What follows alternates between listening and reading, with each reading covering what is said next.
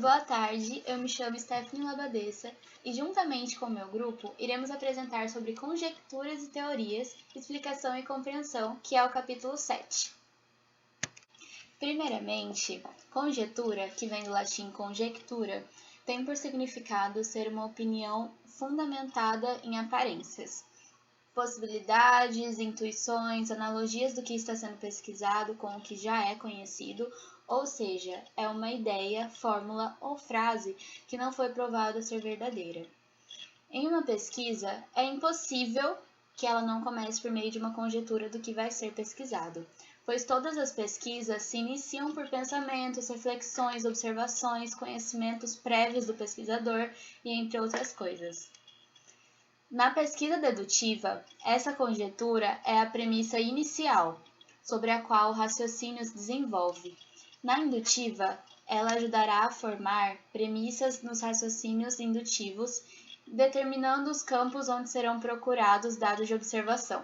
Portanto, é indispensável e totalmente essencial a conjetura. Porém, ela deve mostrar um grau maior ou menor de aceitabilidade. A aceitabilidade, na maioria das vezes, ocorre de acordo com a confirmação dos estudos em ensaios preliminares, mas em estágio inicial, ela possui fatores que não envolvem confirmação. São eles a simplicidade, adequação teórica, beleza, intuição da verdade e suspeita de que certa característica dependa da outra. O fator de aceitabilidade e simplicidade é o mais importante e o preferido justamente por sua simplicidade. A maioria, se não todas as pessoas, preferem fórmulas mais simples, frases mais curtas, números reduzidos de presunções, conceitos, enfim, conjecturas menores. Porém, não há garantia de que ela será totalmente eficaz e correta. Como, por exemplo, x igual a 1 mais 2 e na outra fórmula, x igual a u ao cubo mais 25u ao quadrado menos 15u. Adotando u igual a 4, então temos como resultados x igual a 6 e 404 respectivamente. Porém, qual é a certa? Eu tenho total certeza de que vocês preferiram a fórmula menor e mais simples para verificar se o resultado está correto ou não. Porém, é necessário confirmar essa preferência. Para isso, é preciso verificar outras fórmulas. Se mais resultados derem x igual a 6, então a segunda fórmula se torna inválida, não só por simplicidade, mas por confirmação. Se for ao contrário, mais resultados de x igual a 404, o critério de simplicidade deve ser descartado. Isso comprova que o simples pode não ser eficaz. Daí iremos para o segundo fator de aceitabilidade, que é a aceitação teórica. Esse critério é uma concordância ou semelhança com teorias já estabelecidas, que possuem graus de aproximação que uma relação linear, ou seja, mais simples, e uma relação quadrática, mais complexa, possuem com a proposta de investigação. Quando não há indicação teórica, deve-se adotar inicialmente a relação mais simples, e só descartá-la se existir certa obrigação dos dados experimentais, ou seja, somente em casos em que a adequação teórica não indicasse a relação linear como mais aceitável, que teria que recorrer a uma de maior grau. Além deles, tem o de beleza e intuição de verdade, os quais eu coloquei junto porque são muito parecidos. Eles se baseiam a princípio de julgamentos subjetivos, que só poderão ser usados pelo próprio pesquisador. Por isso, não devem ser mencionados porque são como um suporte. Não podem ser tratados como verdade, mesmo que depois tenha confirmação experimental, mas continua sendo importante e necessário no estágio inicial. Por fim, temos o fator de suspeita de que uma certa característica dependa da outra. Esse critério também só serve no estágio inicial do estudo do pesquisador e entre outras coisas. Para torná-lo definitivo, é obrigação a confirmação dessa suspeita. Não tem muitos detalhes no livro sobre esse critério, mas basicamente é mais uma pesquisa sem uma comprovação de uma verdade. Entretanto, chegamos na fase da hipótese, que é quando uma conjectura se torna aceita, podendo ser publicada sem medo, pois tem resultados experimentais que afirmem sua possível verdade. ou até então hipótese de trabalho, pois se pretende trabalhar na pesquisa a partir dela. Como no exemplo que o livro deu. Se tornar como hipótese que os metais são condutores de eletricidade, a cada experiência feita que prove a condutibilidade com um metal novo, confirmará a hipótese, e a cada confirmação da hipótese se obtém a generalização, ou seja, passa de uma pesquisa ou conhecimento particular para universal. E assim, podendo tomar o aspecto de enunciados legaloides, que são semelhantes às leis, ou seja, seriam uma legalização das hipóteses. Sendo assim, quando chega nessa fase, dificilmente terá um exemplo que negue o estudo, visto que teve muitos exemplos positivos. Contudo, a generalização é vista como básica na pesquisa tecnológica. Ela é primordial para que se torne de interesse ao saber científico e tecnológico. Então, retomando, toda hipótese de uma pesquisa passa por observações, a fim de que o resultado dessas observações formem premissas do raciocínio indutivo, para concluir se a hipótese será transformada ou não em lei. Um exemplo de uma pesquisa desse tipo foi a realizada por Abrams em 1919 e adaptada por Ari Torres, que é sobre a dosagem racional dos concretos. Foi gerada por meio da prática a hipótese de que, quanto menor o fator água-cimento dos concretos, maior era sua resistência, ou seja, a resistência dependia da propriedade da pasta endurecida de cimento.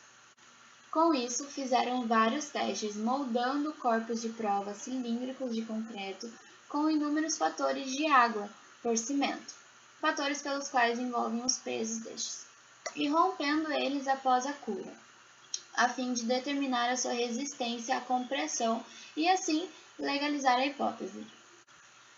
O resultado foi o estabelecimento da Lei Abrams, representada pela fórmula R igual a A sobre B elevado a x, onde A e B são constantes e R e x são respectivamente a resistência e o fator água por cimento, que determina que a resistência e a compressão do concreto diminui espontaneamente com o aumento do fator. Concluindo, o exemplo anterior foi uma pesquisa de estrutura simples, assim como várias pesquisas que mais contribuíram para a sociedade, seja para desenvolvimento tecnológico ou para conhecimento geral. E, de fato, por sua simplicidade, é a preferida por todos aqueles que começam os estudos de pesquisadores para fazer dissertações, mestrado, doutorado, por exemplo. E toda hipótese se desenvolve a partir de uma simples conjetura, a qual se torna hipótese à medida que é confirmada por fatos, e com numerosas confirmações se generaliza e toma a forma de enunciado legaloide.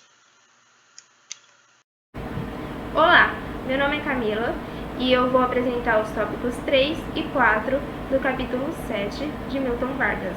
No tópico 3, ele primeiro fala sobre leis empíricas e teóricas. Primeiro de tudo, a gente precisa entender que quando uma hipótese é comprovada empiricamente, isto é, por meio de observações, ela chega à forma de uma lei natural, generalizada e condicional, que naquelas circunstâncias ela é verdadeira. Uma lei é expressa muitas vezes por uma fórmula matemática, como a lei de Darcy. A lei de Darcy é uma equação que sintetiza o fenômeno do escoamento de água através de condutos, que por meio da observação ela chegou a essa conclusão, e assim se tem uma lei empírica. A lei empírica sempre recebe confirmação direta da observação do fenômeno. Possui sempre a fórmula para todo x que tem a propriedade A, terá também a propriedade B. Pode-se dizer também que todo A é B. É uma sentença universal e positiva, que engloba o todo e não só uma parte. E assim é uma lei. O que engloba só uma parte não é uma lei. Um exemplo disso é: todos os cigarros deste maço são de cobre. não é uma lei, pois é particular. Está falando só deste março e não de todos. Já as leis teóricas são explicações das leis experimentais. É muito difícil de distinguir uma lei teórica de uma empírica, pois depende apenas do modo como você vai apresentá-la. Um exemplo notável de uma lei empírica, e depois eu vou mostrar como fazer essa lei teórica, é a lei de Boyle. Na lei de Boyle, ele relaciona a pressão e o volume ocupado por um gás. Para isso, ele partiu da hipótese de que seria inversamente proporcional. Para comprovar, ele fez observações. Ele pegou um tubo de vidro em forma de U e colocou.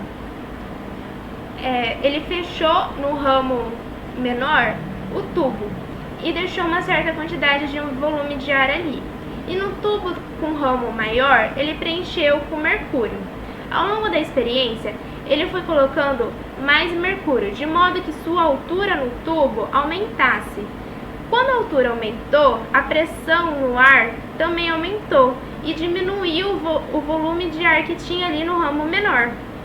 Assim, ele chegou à conclusão de que a pressão que comprimia o ar, à medida que aumentava, o volume de ar diminuía. Assim, ele chegou na fórmula matemática. P, pressão, que comprimia o ar, é igual ao peso específico do mercúrio vezes sua altura no tubo, mais a pressão atmosférica. Aqui no próximo slide, eu coloquei o gráfico que aparece no livro, exemplificando bem. Aqui, à medida que a pressão aumenta, o volume diminui. E a partir de várias repetições, ele comprovou que essa lei vale para qualquer tipo de gás, não somente o ar. E também, tanto na compressão quanto na expansão. É uma lei geral e positiva, sendo uma lei empírica. Agora, se eu quisesse escrevê-la como uma lei teórica, eu teria que traduzir uma propriedade dos gases. Para isso, eu tenho que escrever mais ou menos assim: considerando o gás como um corpo compressível, cujo volume é inversamente proporcional à pressão sobre ele aplicada. Tá vendo que nessa frase eu coloquei uma propriedade do gás como um corpo compressível? Assim, a lei inteira contém uma estrutura lógica associada a um campo de significação. Esse campo de significação é o gás, que eu coloquei uma significação nos símbolos matemáticos. Eu considerei como a propriedade do gás. Isso é uma lei teórica, que se distingue da lei empírica. Agora, no tópico 4 do capítulo 7, o que são teorias. Primeiro eu vou explicar o que era considerado pelos gregos e o que é considerado hoje em dia.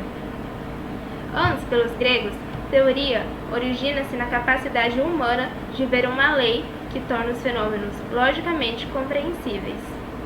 E também foi percebido pelos primeiros filósofos gregos 4 fatos nas coisas. Existe uma identidade nas coisas reais, ou seja, uma árvore, tanto no inverno quanto no outono, pode apresentar folhas diferentes, mas sempre vai continuar sendo a mesma árvore. 2. As coisas podem ser agrupadas em classes ou conjuntos por um caráter específico comum. Exemplo: A pertence ao conjunto B porque tem uma característica em comum. 3. Existe uma ordem nos eventos reais. Essa ordem quer dizer que existe uma ordem logicamente compreensível, de que não precisa recorrer a poderes sobrenaturais. 4. Mantém-se sempre imutável o substrato íntimo das coisas nas transformações e nos movimentos. Ou seja, nada se perde, nada se cria, tudo se transforma. Sempre vai manter o substrato íntimo das coisas, a natureza das coisas. Agora, então, em resumo, teoria consiste em descobrir nas coisas ou nos eventos reais, sua unidade, sua especificidade, sua ordem, isto é, sua natureza. Para os gregos, teoria consistia apenas em descobrir a natureza das coisas.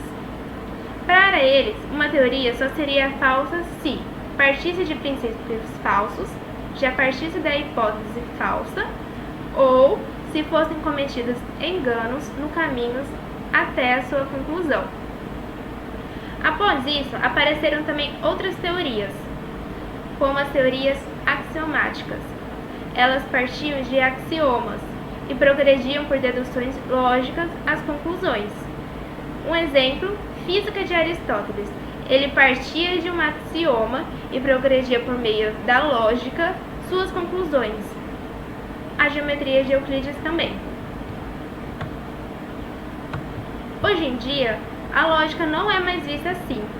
Ela não era o que era considerado pelos gregos, e sim mais um instrumento apenas para pensar e escrever corretamente. Portanto, hoje em dia, uma teoria é constituída apenas de duas partes: lógica, ou cálculo matemático, a expressão matemática, e um significado correspondente ao fenômeno. O que quer dizer que os símbolos na expressão matemática precisa ter significado correspondente ao que foi observado. Essa é a forma perfeita de uma teoria dedutiva. E, para finalizar, eu vou explicar os outros tipos de teorias. Há também as teorias como as de Platão, que por meio do diálogo, conversação, levava à compreensão dos fenômenos, chegava às suas conclusões. Há também as teorias indutivas, baseadas na observação, experimentação, a fim de chegar a uma ou a várias leis gerais. Há as teorias fenomenológicas, cujas conclusões são baseadas em descrição dos fenômenos. Essas são apenas suas conclusões são descrição do que aconteceu, dos fenômenos. Por fim, o termo teoria é apenas um significado operacional com a finalidade de englobar o resultado de uma pesquisa científica. Obrigada pela atenção. Meu nome é Mariana e eu vou falar sobre as teorias na tecnologia e sobre a teoria nomológica dedutiva. Primeiramente, vou esclarecer o conceito de tecnologia para que possa ser melhor abordado. A tecnologia é o conjunto de conhecimentos empíricos empregados em determinado ramo que visam a resolução de problemas, podendo beneficiar ambos os que possuem o conhecimento e os que necessitam dele. Isto é, a tecnologia é o conhecimento aplicado em determinada área que busca beneficiar a sociedade. Na tecnologia, a teoria dedutiva seria aquela organizada a partir de hipóteses ou leis teóricas referentes a entidades, relações ou processos técnicos, procedendo-se à dedução das conclusões, preferivelmente por cálculos matemáticos. Isto é, parte de uma premissa maior e, através de métodos lógicos, se chega na conclusão para uma teoria menor. A preocupação do rigor formal não deve prevalecer. O importante para que uma dedução seja considerada teoria é a comprovação de seus resultados, que podem ser de maneira lógica apenas ou matemática, que comprova a sua veracidade. E, como disse anteriormente, partem de generalizações maiores e, assim, buscam comprovar suas ideias. Um exemplo disso é a matéria-resistência dos materiais, que possui sua parte teórica, que parte de leis gerais da física, para explicar as forças e reações que atuam sobre os corpos estudados e são comprovados matematicamente no dia a dia com a observação e da aplicação de conceitos.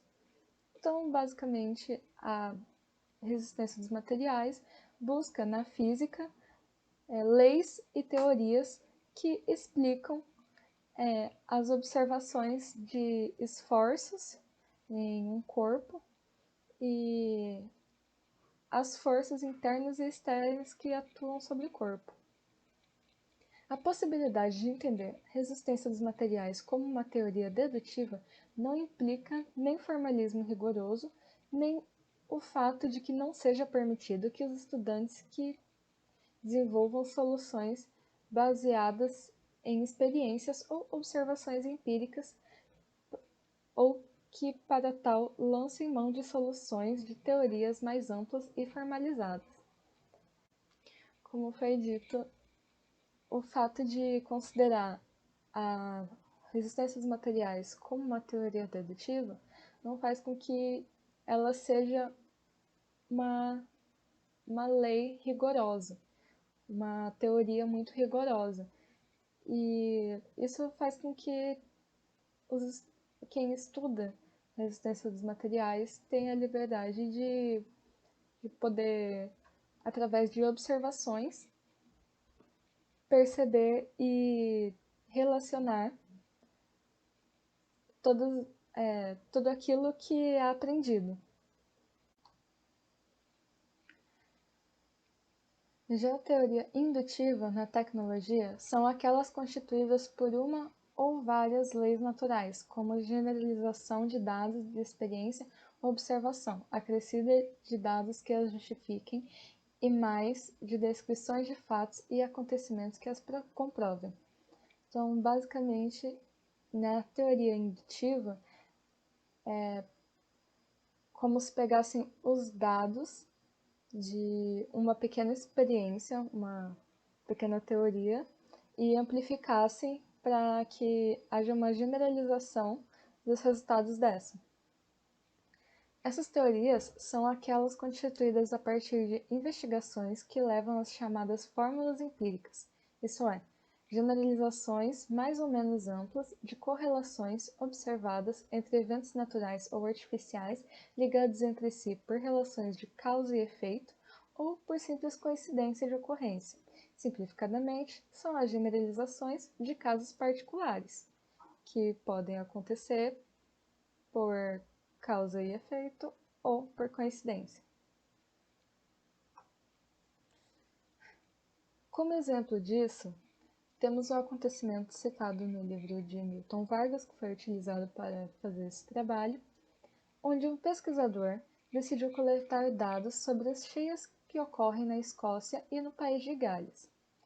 Encontrou entre eles um padrão e conseguiu prever quando teriam as próximas cheias, e especialmente as cheias máximas. E com isso ele encontrou um padrão, e que posteriormente conseguiu relacionar com outros rios da região, entre esses dois lugares. Outros pesquisadores futuramente se aprofundaram na pesquisa de tal forma que atualmente é possível prever as cheias em qualquer período de tempo, levando-se em consideração as condições do local de estudo. Então, basicamente, eles conseguiram fazer uma fórmula onde se deve mudar apenas alguns elementos, variando de que região estamos e levando em consideração as condições de cada lugar em que analisarmos. E então é possível prever quando ocorrerá uma próxima cheia e uma cheia máxima. E conseguiram perceber até que, independentemente do tempo em que calcularmos uma cheia máxima, sempre haverá uma próxima cheia máxima em um certo período de tempo. Enfim, temos as teorias nomológico-dedutivas, que essa designação foi dada porque nomos significa lei, e essa lei é uma forma teórica em que se cria uma nova teoria a partir de uma ou várias leis naturais, às vezes indo até a conclusão, a qual deve ser expressa por uma sentença conformada. Então, basicamente, elas pegam leis naturais, as leis da natureza, e aplicam formulando uma nova teoria. Ela surgiu simultaneamente com o aparecimento da ciência moderna, mas foi mais precisamente formulada no século XX, com os filósofos analíticos da ciência do positivismo lógico. Um exemplo dessa teoria é quando usamos a lei da gravitação universal de Newton e adicionamos os princípios da mecânica racional e os aplicamos a uma análise matemática dos sistemas planetários, que daí pegamos todo esse movimento elíptico dos planetas e toda a atração gravitacional que o Sol tem sobre eles. Com isso concluímos que, se a lei de Newton é admitida, então se pode deduzir tanto as leis que regem o movimento dos astros, como as que dirigem a queda dos corpos sobre a Terra, porque basicamente elas têm o mesmo princípio. Elas apenas se diferenciam por uma estar no ambiente da Terra e outra estar no vácuo. Assim, concluímos que esse tipo de teoria, assim como todas as outras, possui uma estrutura formal lógica, dada pelos cálculos diferenciais, associada a um campo formado pelas leis naturais. Então, como qualquer outra teoria, ela possui uma estrutura lógica e formal, porque ela vem de outras teorias que também são formais e lógicas e necessitam de cálculos para serem confirmadas. Enfim, esse foi o meu trabalho e os próximos itens serão explicados pelo meu colega Luiz Henrique. Boa tarde, pessoal. Meu nome é Luiz Henrique e eu vou estar dando continuidade no trabalho aqui. Bom, eu vou falar um pouquinho sobre teoria como discursos ou diálogos. Essa teoria, ela não provém de conhecimentos matemáticos. Ela é muito mais discutida e conversada entre os integrantes que estão teorizando do que propriamente matematizada com um ponto específico. Essa teoria, ela visa chegar à raiz da natureza de um assunto abordado. E ela não visa chegar às conclusões, mas sim às causas do assunto. Ela deve ser consistente e coerente. Ou seja, se ela for refutada por qualquer uma das partes, ela deve ser reelaborada. Esse tipo de teoria ela não é aplicada como uma lei universal, portanto, não abrangerá uma gama tão grande de assuntos. E ela pode ser mutada conforme os locais que ela estiver sendo aplicada. Ou seja, por não se tratar de uma lei universal, você pode estar falando dessa lei em determinado ponto, em determinada parte do globo, com determinado grupo de pessoas, e em outra parte, esse assunto vai ter uma outra conclusão, uma outra causa. E por isso ela não é tratada como lei universal. Ela é resultante de várias sentenças de estrutura lógica referente a fenômenos naturais, né? Essa teoria sempre conduz à natureza dos fenômenos observados, como eu disse, ela não visa chegar à conclusão, mas sim à causa. Ela permite variações conforme a passagem do tempo, conforme os estudos vão evoluindo, conforme as pessoas têm uma tecnologia maior, esses resultados podem ser obtidos de maneira diferente. E há certa discordância entre os filósofos e teoristas que estudam isso, porque alguns acreditam ser possível estudar fenômenos culturais e outros não. E sobre isso, a gente vai dar uma olhada aqui. Os que acreditam ser possível, eles criam diversas teorias sobre o comportamento humano, organizações políticas e sociais, instrumentos humanos e fatores econômicos, né? Já os que não acreditam, eles falam que o fator humano faz com que as pessoas cheguem a conclusões erradas, e isso faz a teoria ser inválida.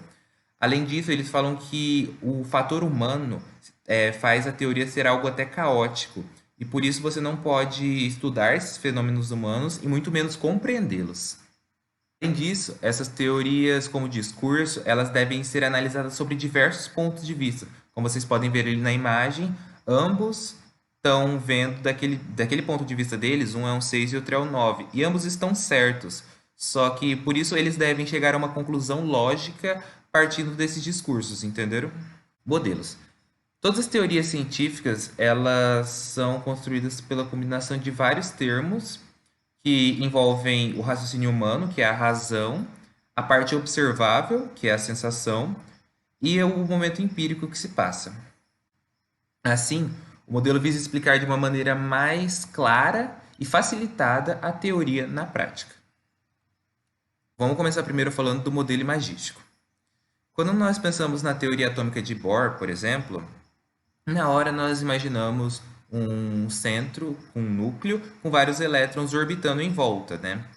E isso é um modelo imagístico, pois a gente coloca uma teoria dentro de uma imagem, imagístico, imagem, e essa imagem tenta ser o mais próximo do real. Outro modelo que a gente costuma ver bastante é a teoria psicanalítica de Freud.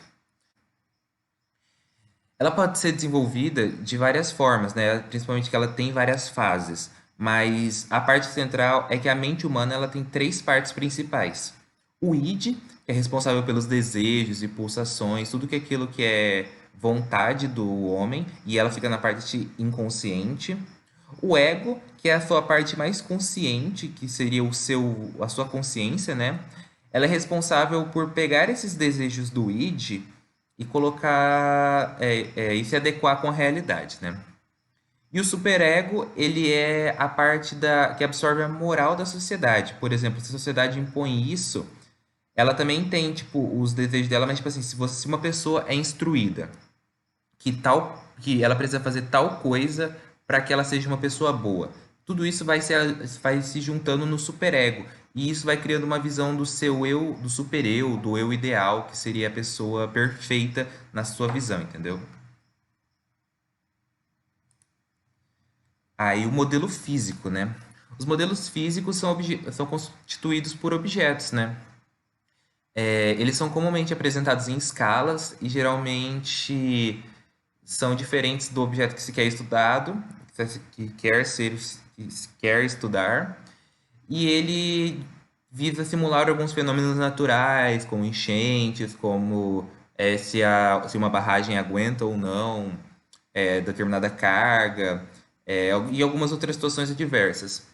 Maquetes de construções, navios, túneis de vento, barragens de abóbora, todas essas são exemplos desses modelos, né?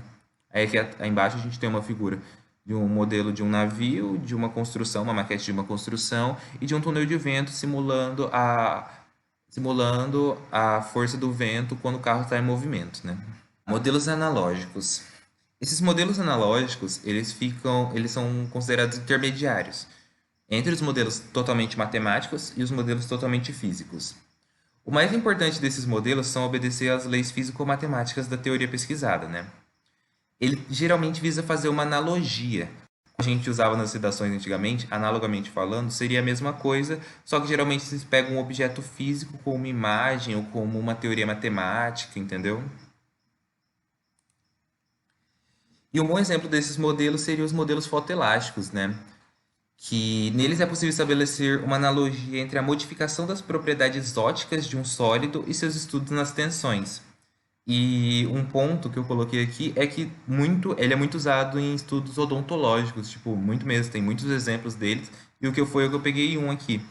Essa primeira imagem seria a posição dos caninos de uma determinada pessoa, e a segunda imagem seriam as tensões que causam na gengiva conforme seu crescimento, ali por aquele modelinho ali naquele plano cartesiano.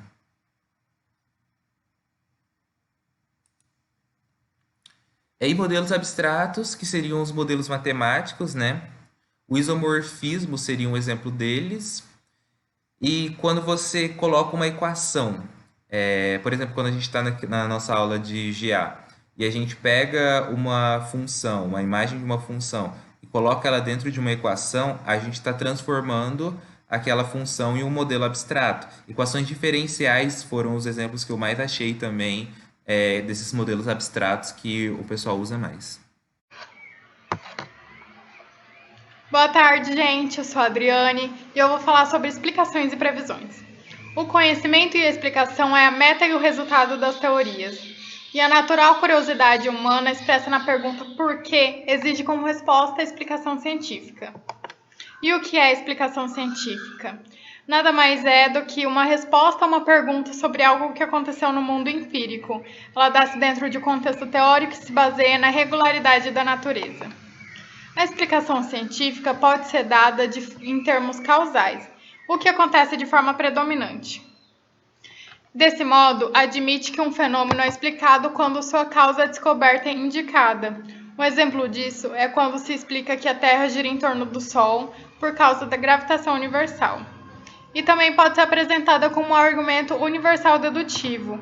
Um exemplo disso é como explicar que um fio elétrico que sofreu dilatação, partindo da constatação de que a corrente que o atravessou era excessiva, portanto aqueceu e todo metal ao ser aquecido dilata, e como o fio era de metal, um cobre, ele dilatou-se ao ser atravessado pela corrente elétrica. A explicação causal pressupõe leis universais da natureza, as quais, em essência, afirmam que um fenômeno A é a causa de um outro B, sempre que a ocorrência de A é regularmente seguida de B. Já a explicação dedutiva é um modelo para a previsão de um fenômeno. Não se pode prever um fenômeno ao menos que esteja em condições de explicá-lo, e há um caminho bem determinado que conduz à dedução do cálculo. Há exemplos de leis que podem ser explicadas dedutivamente a partir de princípios e leis mais gerais, como a lei de Kepler, a queda dos corpos e a lei dos pêndulos. Todas essas podem ser explicadas dedutivamente através dos princípios da mecânica racional e da lei da gravidade de Newton. Na previsão dedutiva, a direção do cálculo não é bem determinada e ele pode transviar-se numa linha dedutiva colateral que não leva ao essencial do fenômeno, ou não leva em conta que uma circunstância adversa pode impedir a ocorrência do fenômeno, embora esse fosse possível pela teoria. Desse modo, só tem valor quando é feita uma previsão de um fenômeno nunca observado. E para muita gente, a finalidade e a tarefa da ciência é construir teorias gerais que expliquem a regularidade das leis gerais empíricas, e somente assim atingirá a explicação ampla dos fenômenos. No entanto, existe outro tipo de explicação científica, a explicação probabilística. A explicação probabilística parte de uma lei probabilística, como exemplo a lei de Mendel, que indica as proporções de caracteres transmitidos geneticamente dos pais aos filhos. Para determinar a probabilidade da conclusão de um argumento qualquer a partir das leis probabilísticas, há o cálculo de probabilidades lógicas. E a previsão da probabilidade de ocorrência de um fenômeno tem forma idêntica à explicação probabilística. Resumidamente, uma explicação científica é constituída por dois grupos. O primeiro grupo contém sentenças que mostram a descrição do fenômeno a ser explicado e uma teoria sobre ele, ou pelo menos uma lei geral, universal ou probabilística. E o segundo grupo de sentenças é deduzido do primeiro. O esquema de uma simples dedução direta deve ser substituído, no caso de fenômenos mais complexos, pelo de implicação, levando em conta uma série de condições colaterais e secundárias. Entretanto, na biologia e nas ciências humanas, há explicações que fogem a esses esquemas. São as explicações teológicas e históricas, das quais vamos falar agora. As explicações teológicas são as explicações que envolvem ideais objetivos a atingir ou razões humanas estranhas a qualquer dedução, ou seja, são aquelas que compreendem uma finalidade, como, por exemplo, os animais têm olhos para ver. São frequentes na terminologia as explicações do tipo temperatura ao que se mede com termômetros, que é uma explicação em termos de execução de uma ação, uma vez que o técnico que executa a ação admite uma lei segundo a qual executada a ação ocorre o fenômeno que se quer explicar. Assim, ao usar o termômetro, o técnico já deve ter compreendido o que vem a ser temperatura. Dessa forma, tais explicações podem ser aproximadas tanto da casual quanto das teológicas, uma vez que elas se referem à finalidade das ações técnicas. Já as explicações históricas são aquelas que são constituídas pela narração de um fato ocorrido, cuja natureza é valorizada pelo historiador como relevante. Muitas vezes, isso é ignorado pela visão dos que têm o pensamento dedutivo quando compreendem a explicação histórica como a explicação dedutiva ou indutiva do fato que é narrado. Mas isso é um erro, uma vez que se reconheceria a história como uma série de causalidades, o que é ao contrário do agente essencial da história, que é a liberdade humana, pois a explicação da história é a própria história, não é passível de explicação científica. Também é possível haver nas ciências explicações históricas, ou seja, um relato de um fato relevante ocorrido como explicação de um fenômeno psicológico, sociológico ou econômico.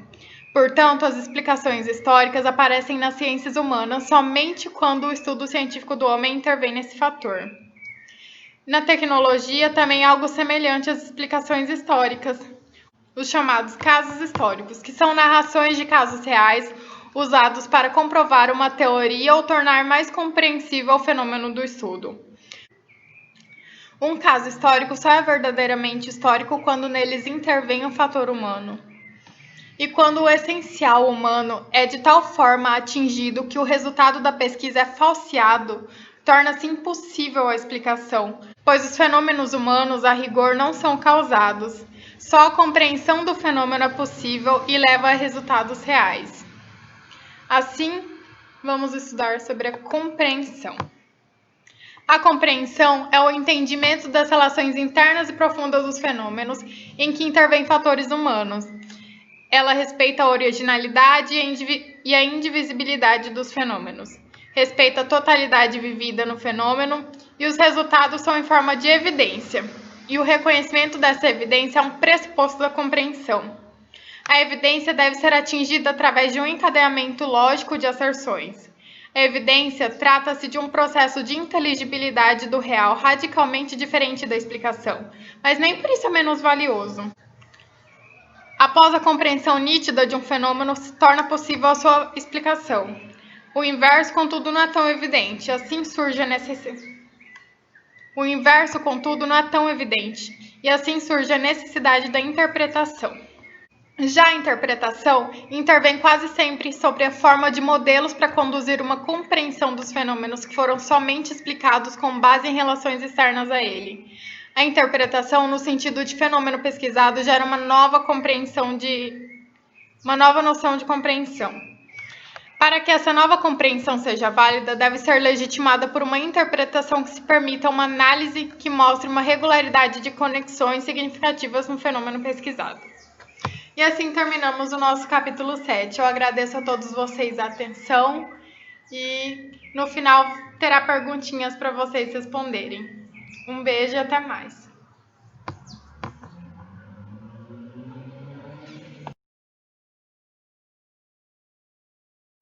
Olá, boa noite. Boa noite, que boa noite. Outro exemplo disso é... Opa!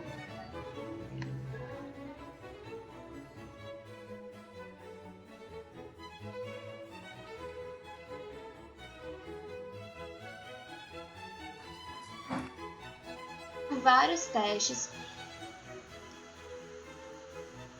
Calma. Enfim, esse foi o meu trabalho. Calma, não tô. Um caso histórico só é verdadeiramente histórico quando ele... Um caso histórico só é verdadeiramente histórico quando neles intervém. Um caso histórico só é verdadeiramente histórico quando neles intervém um fator humano. Planetas ao centro. Vou fazer a partir do universal aqui. Para o universal. Tô falando. Passei, não mudou, não deu problema. Tô falando. Não deu problema. Passei, não deu problema. Tô falando, não deu problema. Beleza.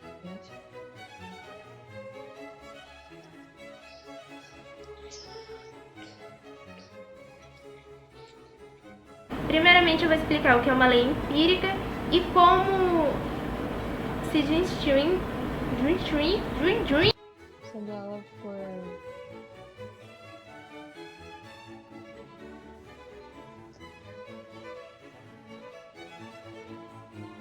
Que foi inferno, velho? Não sei.